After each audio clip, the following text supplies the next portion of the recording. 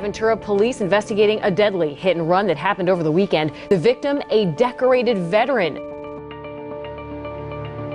Richard wasn't a drunk. He was aware of his surroundings. At just 4 feet 10 inches, he was awarded the Silver Star and Bronze Star medals after serving 2 tours in Vietnam. He was the littlest person in the United States military. And I saw this little guy with all this equipment on him. It looked like a munchkin. He wanted to be a war hero. He got to be one. You know, Richard should have had better. If he's homeless, it's because he chose to be. Why are you doing this? He was my friend. 1982, he's working undercover with the ATF. Parts of that case are still classified. They wanted to control all the cocaine that came in and out of Fort Bragg.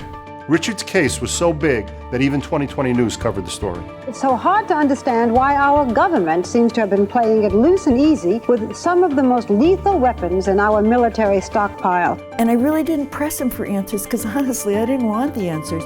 With narcotics always comes guns. There's nothing worse than to leave somebody to die on the side of the road like this. Something hits your car, you jam on the brakes. That didn't happen. I feel that she should have seen him. I never heard a grown man make that sound. It sounded like the guy was fighting for his life. Why would a homeless guy travel to Iraq, Venezuela, Cambodia?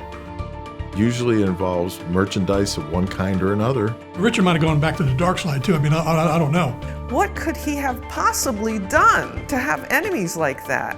I asked him one day, "Got in any trouble lately?" He said, "No, but I'm looking for some." He thought that the government was following him around. 8 hours after I made that call, Richard was dead.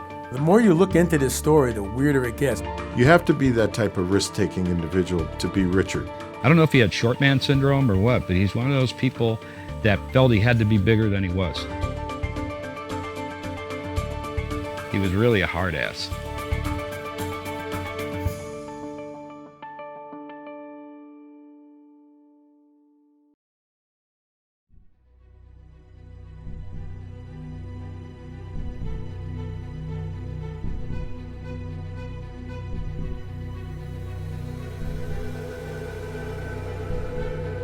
Hi, my name's David Usick, and for the last 17 years I've worked as a police officer in Miami, and as a police officer we hear some pretty incredible stories and see some amazing things, but nothing prepared me for what this tiny little homeless man decided to tell me one day. Met Richard about 15 years ago on the streets and just struck up regular conversations, politics, news, jokes, and after 15 years he decided to finally tell me his life story. And couldn't believe it, honestly. I thought he was kind of stretching it. Smallest guy to serve in the military, Green Beret, Silver Star winner, Purple Hearts. It just seemed too incredible to be true. So I fact-checked him and made sure everything he told me was true, and it was. So I asked Richard, could we do a documentary on his life, and he agreed.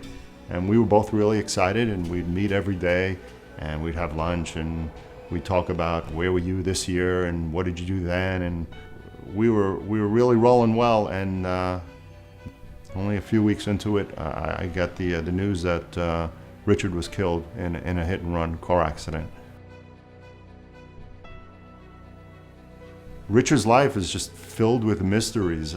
Working undercover with the ATF, which was actually something he asked that we shouldn't go into. He was actually worried for my career and my personal safety.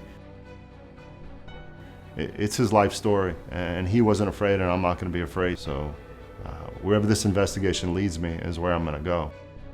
He was a sinner and a saint. He was a hellraiser, and he lived an incredible life, and that's what I want to know. I have so many questions now that I want answered. We're planning on driving across the country, interviewing numerous people, doing reenactments, and it's going to be a wild ride.